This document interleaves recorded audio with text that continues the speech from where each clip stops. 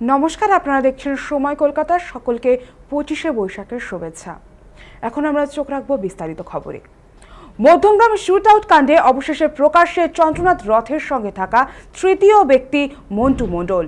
পরিবারের দাবি, ঘটনার পর থেকেই তিনি তীব্র মানসিক আঘাতে ভুগছেন এবং কারো সঙ্গে কথা বলতে পারছেন না। মন্টুর দাদা ঝন্টু মণ্ডল জানান, ঘটনার পরদিন গাড়ির পিছনের সিটে থাকা দুষ্কৃতীরা তাকে দেখতে পায়নি, তাই প্রাণে বেঁচে যান তিনি। এই বিষয়ে আমরা আরো বিস্তারিত জানবো। আমার সঙ্গে ফোন লাইনে রয়েছেন আমাদের প্রতিনিধি দীপ সেন। দীপ, শুনতে পাচ্ছ? যেমনটা জানা যাচ্ছে যে মধ্যমগ্রাম শুট আউট কাণ্ডে কিন্তু অবশেষে প্রকাশ্যে চন্দ্রনাথ রথের সঙ্গে থাকা তৃতীয় ব্যক্তি মন্টু মণ্ডল। আমাদের সঙ্গে ফোন লাইনে রয়েছেন দীপ সেন। দীপ, শোনা যাচ্ছে? শোনা যাচ্ছে একেবারেই। দীপ, এই মুহূর্তে দাঁড়িয়ে গোটা রাজ্যে আজকে আমরা দেখলাম যে মুখ্যমন্ত্রী হিসেবে শপথ নিলেন শুভেন্দু অধিকারী, আর সেখানে একেবারে তার আত্মসহায়ক খুন, সেই ঘটনা তো একেবারে সাড়া ফেলে দিয়েছে এবং এখানে নতুন মোড়। এই যে মন্টু মণ্ডলের নাম, অর্থাৎ তৃতীয় ব্যক্তির নাম উঠে আসছে, এক্ষেত্রে কি জানতে পারছো?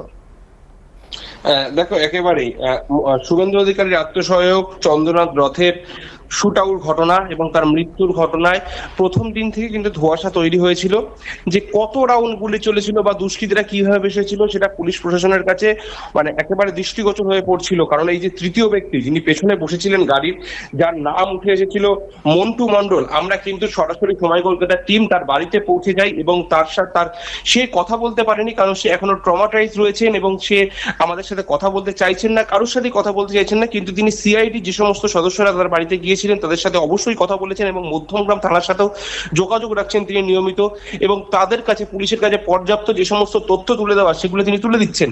এবং আমরা তার ভাইয়ের সাথে মন্টু মণ্ডলের ভাইয়ের সাথে আমরা কথা বলেছি। তিনি যেটা তার জানিয়েছেন, তার ভাইয়ের সাথে তিনি যেটা আলোচনা করেছেন, ভাই যেটা বলেছেন সেটাই আমাদের জানিয়েছেন। তিনি বলেছেন যে যখন এই শুট আউটের ঘটনা ঘটেছিল তখন কিন্তু তিনি ওই গাড়ির মধ্যে, এই মন্টু মণ্ডল যে তৃতীয় ব্যক্তি, তিনি ওই গাড়ির মধ্যেই বসেছিল।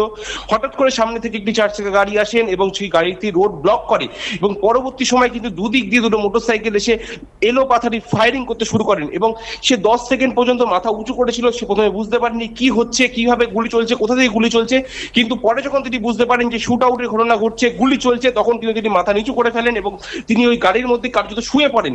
এবং তার ফলে কিন্তু তার গায়ে কোনো গুলির আঘাত না পড়লেও সামনে যে চন্দ্রনাথ রথ, যিনি শুভেন্দু অধিকারীর আত্মসহায়ক, তার গায়ে কিন্তু ঝাঁঝরা হয়ে যায় গুলিতে এবং ড্রাইভারও কিন্তু ঝাঁঝরা হয়ে যায়।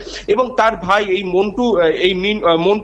মন্টু মণ্ডলের যে ভাই, তিনি বলেন যে যদি এই ঘটনার সাথে সাথে যে এলাকার লোকজন রয়েছে, সেই এলাকার লোকজন যদি সাথে সাথে সে রেস্কিউ করে হসপিটালে নিয়ে যাওয়ার ব্যবস্থা করতো, তাহলে হয়তো এই যে শুভেন্দু অধিকারীর আত্মসহায়ক, তাকে কিন্তু চন্দ্রনাথ রথকে কিন্তু বাঁচানো সম্ভব হতো। কারণ যখন এই শুট আউটের ঘটনা ঘটেছে তখন কিন্তু একেবারে চারিদিকের লোক ঘিরে এসেছিল।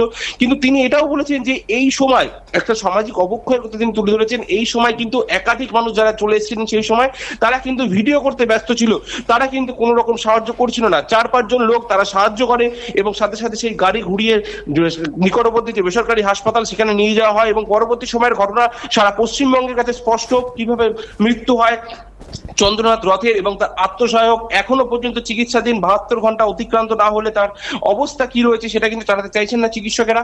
পাশাপাশি কিন্তু আজকে যে শুভেন্দু অধিকারী শপথ গ্রহণ করলেন মুখ্যমন্ত্রী পদে, পশ্চিমবঙ্গের মুখ্যমন্ত্রী পদে বিজেপি নতুন সরকারের, তার আত্মসহায়কের এইভাবে দুদিন আগেই যে শুট আউটের ঘটনায় মৃত্যু, তার জেরে কিন্তু রাজ্য রাজনীতির একটি ঝড় বয়ে গিয়েছে। পৃথা। একেবারেই দীপ, ধন্যবাদ দীপ আমাদের সঙ্গে থাকার জন্য। যেমনটা উঠে আসছে যে এই যে মন্টু মণ্ডলের নাম উঠে আসছে, তার দাদা ঝন্টু মণ্ডল কিন্তু জানিয়েছেন ঘটনার দিন গাড়ির পিছনের সিটে থাকায় দুষ্কৃতীরা তাকে দেখতে পায়নি, তাই প্রাণে বেঁচে যান তিনি। গুলি চলার পর আহত চালক ও রক্তাক্ত চন্দ্রনাথ রথকে নিয়ে হাসপাতালে পৌঁছন মন্টু। পরিবারের অভিযোগ, ঘটনাস্থলে বহু মানুষ থাকলেও সাহায্যের বদলে অনেকে মোবাইল ভিডিও তুলতে ব্যস্ত ছিলেন। ঘটনায় ইতিমধ্যেই মন্টুর সঙ্গে কথা বলেছেন সিআইডি আধিকারিকরা।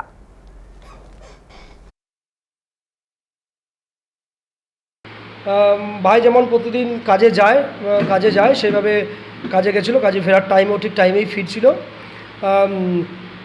আপনাদের সংবাদ মাধ্যমে বিভিন্নভাবে খবর পাই বা টুকিটাকি আমি নিজস্ব খবর পাই। ঘটনার পরপরই একটা দুর্ঘটনা ঘটেছে। যেহেতু আমি জানতাম আমার ভাই চন্দ্রদার সঙ্গেই থাকে, আমিও ঘটনাস্থলে পৌঁছাই, গিয়ে দেখতে পাই ভাই সারা গায়ে রক্তের দাগ রয়েছে, ও ট্রমার মধ্যে সঙ্গে সঙ্গে হয়ে যায়। হাওয়া করে কাজ ছিল। আমি জিজ্ঞাসা করলাম, টুকিটাকি আমাকে যেটুকু বললো যে বাড়িতে ঢোকার ঠিক 100-200 মিটারের আগেই 100-200 মিটার আসে কয়েকজন, এসে কয়েক সেকেন্ডের মধ্যে স্যারকে গুলি করে। স্যার মানে চন্দ্রনাথ রথ ওনার স্যার হন, মানে স্যার বলে ডাকেন, ওনার কাছে কাজ করেন। আপনার ভাই কোন জায়গায় ছিল? আমার ভাই ছিল, আপনাকে যদি বলি,